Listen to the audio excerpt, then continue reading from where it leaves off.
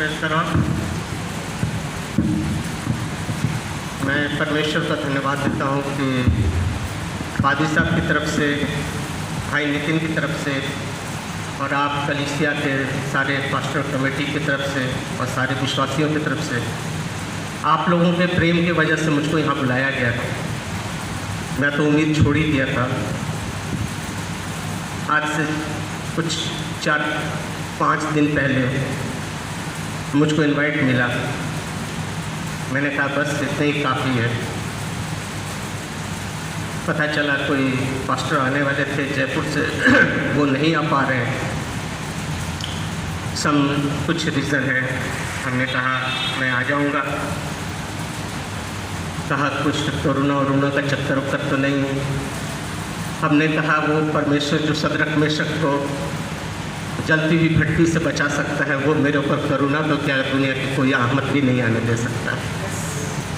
क्योंकि मैं किसी और काम से नहीं, अपने खुदा के नाम से निकल रहा हूँ।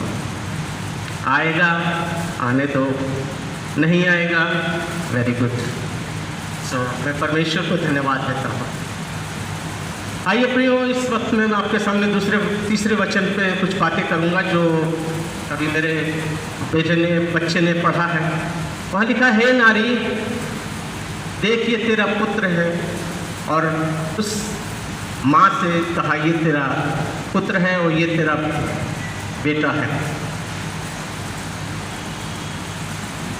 क्या आप जानते हैं कि यीशु मसीह क्रूस पर से ये जो 7 वाणी बोली गई है,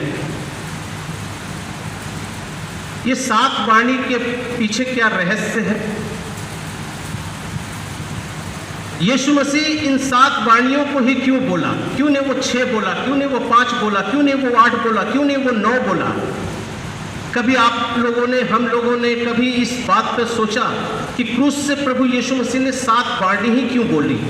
और सारी वाणियों को सीक्वेंस में एक लगातार जिस रीति से उसको कहना चाहिए था, उसी रीति से उसने एक सीक्वेंस में इन 7 वाणियों को बोला।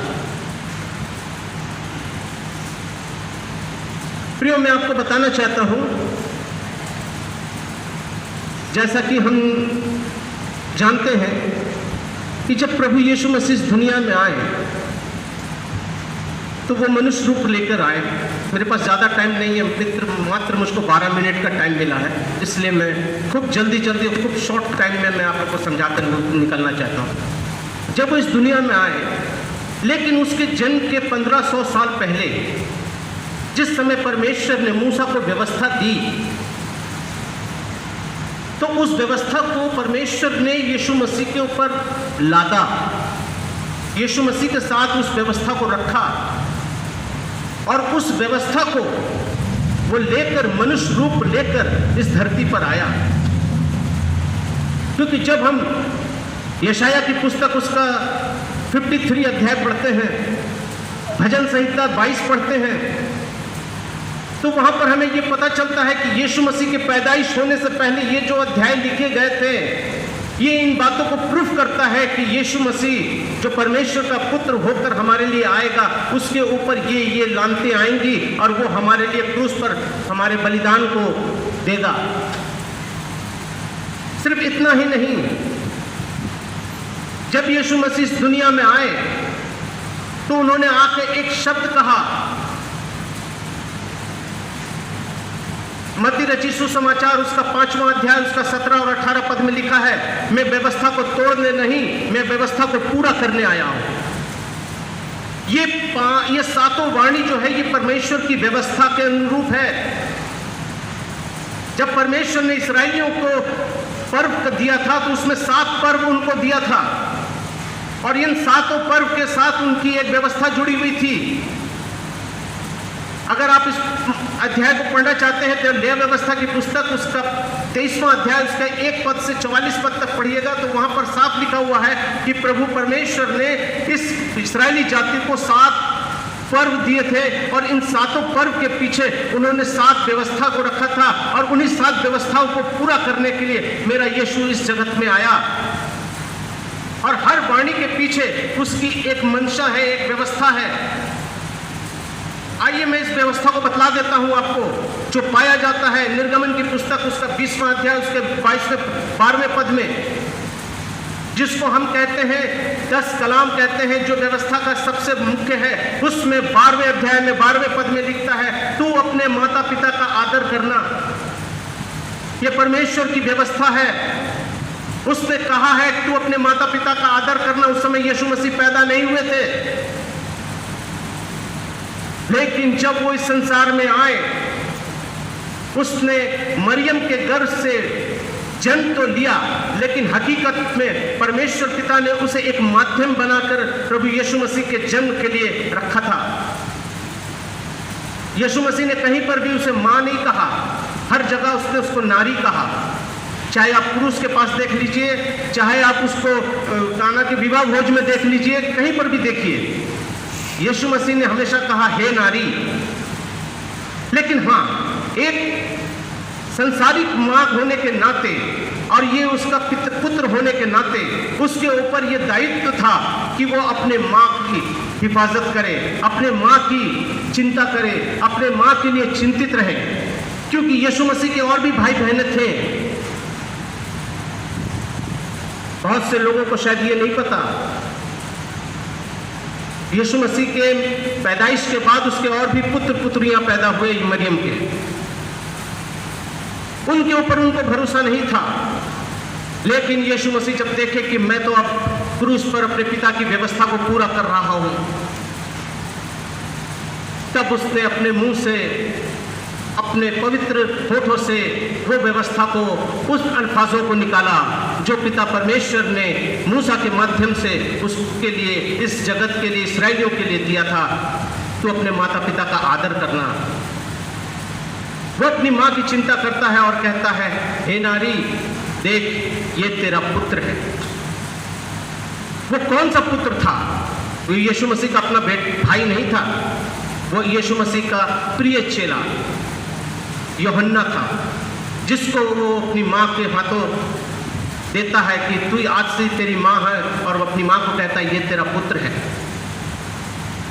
प्रिय, ये बहुत गंभीर बात है कि आज संसार में अपने माता पिता की हिफाजत, अपने माता पिता की चिंता फिक्र करने वाले बहुत कम लोग पाए जाते हैं।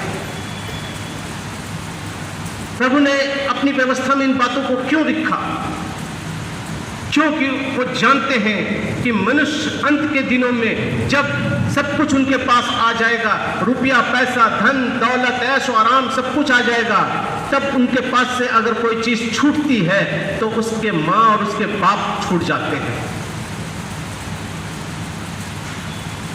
पहले जमाने में लोग कहते थे बेटी है विदा कर देंगे,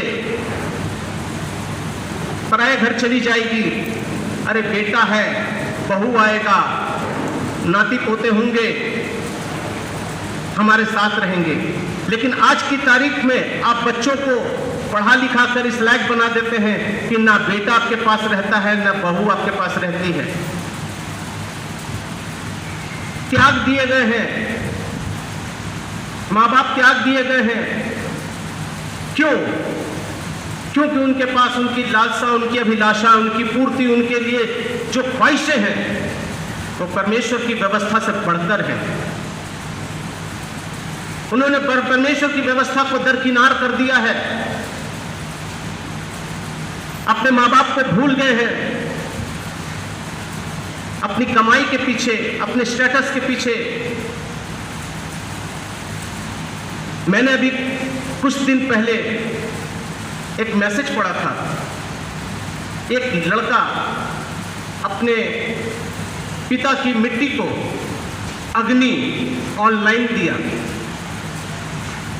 लड़का अमेरिका में है, उसका पिता हिंदुस्तान में मरा, उसको ऑनलाइन मिट्टी जलवाया गया, वो ऑनलाइन था, और उसके अस्थि कलश को बाय कोरियर मंगवाया गया। क्या स्टेटस है सोच लीजिए। अपने माँ बाप के लिए वक्त नहीं है, क्योंकि मेरा प्रभु हमें इन सब बातों से सचेत करता है। मेरे पास बहुत कम समय है, इसलिए मैं थोड़ा सा आपको बताना चाहता हूँ। नीति वचन 23वां अध्याय, अगर आप पेन पेंसिल है तो लिख लीजिए मेहरबानी से, क्योंकि मैं वचन से ही बातें करता हूँ और यही बात बताता हूँ आपको। जरा सा लिख लीजिए, सुन लीजिए, या बगल में बाइबल है तो निकाल लीजिए। आप निकाल लीजिए नीति वचन 23वां अध्याय, उसके 22वें पद में लिखता है, अपने जन्माने वाले पिता की सुन, जब वो तेरी माता बूढ़ी हो जाए तब भी उसकी तू तुच्छ न जानना। ये मैं नहीं कह रहा हूं, मैं इन बातों को बहुत खोल के बता सकता हूं। प्रियो, आज जिनके पास मां नहीं है, बाप नहीं है, उनसे पूछिए कि उनके जीवन में उनकी कमी कैसे महसूस होती। एक लीगल एडवाइजर जो होता है घर का, चाहे आप जितने भी बुजुर्ग हो जाएं, अगर आपके घर में माँ बाप हैं, बुजुर्ग हैं, तो उस घर का एक अपना ही रिस्पेक्ट होता है। एक लीगल एडवाइजर होता है, किसी भी काम को करने से पहले सलाह मशवरा करने के लिए परमेश्वर की तरफ से एक वो बुजुर्ग होता है जो वहाँ पर बैठकर आपको उचित शिक्षा देता है कि नहीं बेटा ये मत करो, नहीं बेटी ये मत करो, नहीं बेटा ऐसा करो, ऐसा करो, ये करो। जब वो नहीं होते हैं तब पूछिए उनकी कमी कैसे महसूस होती है। आज बहुत से लोग हैं जो अपने माँ बाप को इस कदर दुख दिए हैं या इस कदर दुख में रखे हैं कि परमेश्वर आज अपनी इस व्यवस्था को देखकर, अपनी इस आज्ञा को देखकर आज दुखित हो रहा है। ये मनुष्य जिसको मैंने अपने माता पिता की आदर, अपने माता पिता का सम्मान, अपने माता पिता के लिए समर्पित होने को कहा था, आज ये लोग अपने माता पिता से वंचित हैं। इतनी गहरी गहरी बातें हैं, अगर मैं आपको पढ़ाऊं तो आप बोलिएगा कि सचमुच ये अजीब बात है। आप श्रापित हो जाते हैं मालूम। अगर आप अपने माता पिता की इज्जत नहीं करते हैं तो आप श्रापित हो जाते हैं। श्रापित का मतलब जानते हैं, आपके ऊपर श्राप आएगा। क्या कोई ऐसा इंसान है जो वो चाहे कि परमेश्वर की आशीष ना पाकर मैं श्राप पाऊं?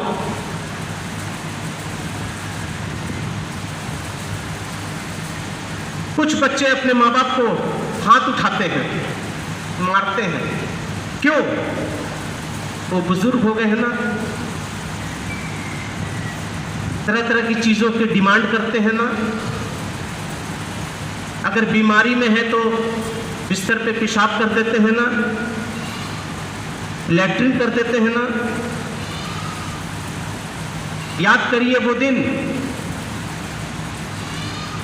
जब आप बच्चे थे तो आपके लिए वो क्या करते थे।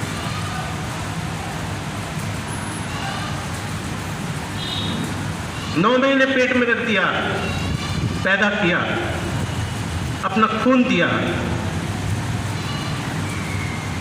आपको पढ़ाया लिखाया। आज उसी औलाद के द्वारा वो मार खा रहे हैं। कुछ दिन पहले हमारे घर के पास में एक बैंक है, 1 तारीख को पेंशन बढ़ता है। कुछ भीड़ लगी हुई थी। मैंने पूछा भाई क्या, किस चीज़ से भीड़ था? मैं जा रहा था तो बोला जानते हैं सुबह 10 बजे ये पेंशन लेने आए थे और अभी तक बैठे हुए हैं, बैंक बंद हो चुका है। बंगला में पूछा क्या हुआ आपको? लोगों ने पूछा, मेरा लड़का बोला कि आप बैठिए पापा, हम अभी आते हैं रिक्शा लेकर, हम आपको ले जाएंगे। पेंशन उठा लिए? बोला हाँ पेंशन ले लिए हैं। वो लड़का ले लिया हमसे, मेरा बेटा पेंशन ले लिया। अब बोला आप बैठिए, हम रिक्शा लेकर आते हैं। शाम का 6:30 बज गया, अभी तक वो नहीं आया।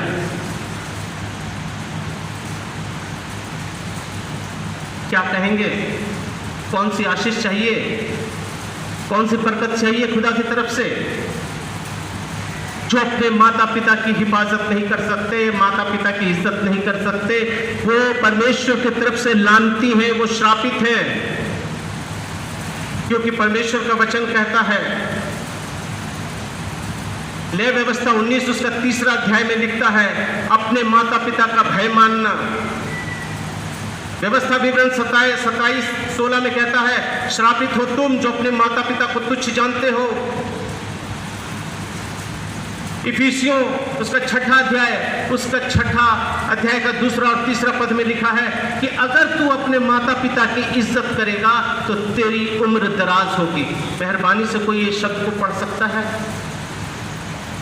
इफिसियों 6 उसका 2 और 3 पद, जल्दी से। इफिसियों 6, 2 और 3 पद देखिए प्रियो, मैं एक ही चीज आपको बताना चाहता हूं। गुड फ्राइडे आएगा, ईस्टर आएगा, बड़ा दिन आएगा, लेकिन परमेश्वर का ये जो कलाम है, परमेश्वर का जो ये वचन है, ये अनंत तक स्थिर रहेगा। इसमें नहीं बदलेगा, कुछ भी नहीं बदलेगा। आज परमेश्वर ने जो व्यवस्था में लिख कर दिया है, आज मेरा यीशु उसी व्यवस्था को पूरा करने के लिए अपनी माँ की फिक्र करके, अपनी माँ की चिंता करके अपने शागिर्द के हाथ में देता है और कहता है ये तेरी माता है, और कहता है ये तेरा बेटा है। क्यों? क्योंकि उसको उसकी फिक्र थी। आज प्रियो वो वक्त है, मेहरबानी से पढ़ दीजिए भाई साहब। अपनी माता और पिता का आदर कर, ये पहली आज्ञा है, जिसके साथ प्रतिज्ञा भी जुड़ी हुई है। माइंडेड, इसके साथ प्रतिज्ञा है, सिर्फ ये हुक्म नहीं है। अगर आप इसको करिएगा तो इसके एवज में आपको क्या मिलेगा वो सुन लीजिए। तेरा भला होगा, नंबर 1, तू धरती पर बहुत दिन तक जीवित रहने पाएगा।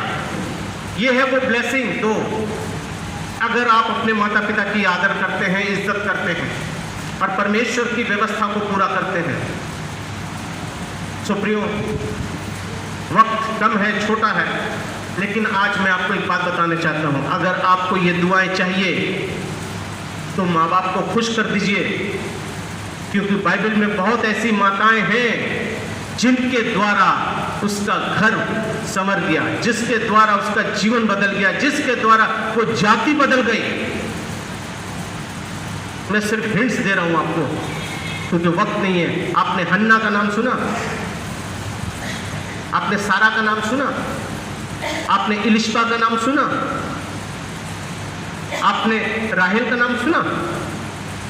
ऑल आर बांझ, ये सब बांझ थी, इनके पास संतान नहीं थी। इन्होंने दुआ किया परमेश्वर से, परमेश्वर ने इनके कोख में ऐसी जाति उत्पन्न कर दी, ऐसा राजा पैदा कर दिया, ऐसी बड़ी जाति उत्पन्न कर दी कि आज उसके चलते ये मसीह समाज स्थिर है।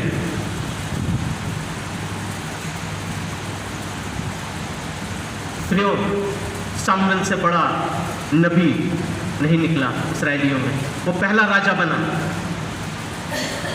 आज हम परमेश्वर का धन्यवाद देते हैं और इस मौके पर हम सिर्फ एक ही कहेंगे कि परमेश्वर ने अपने उन व्यवस्थाओं को, जो व्यवस्था उसने परमेश्वर मूसा को दी थी, उन सारी व्यवस्थाओं को इस क्रूज पर पूरा किया।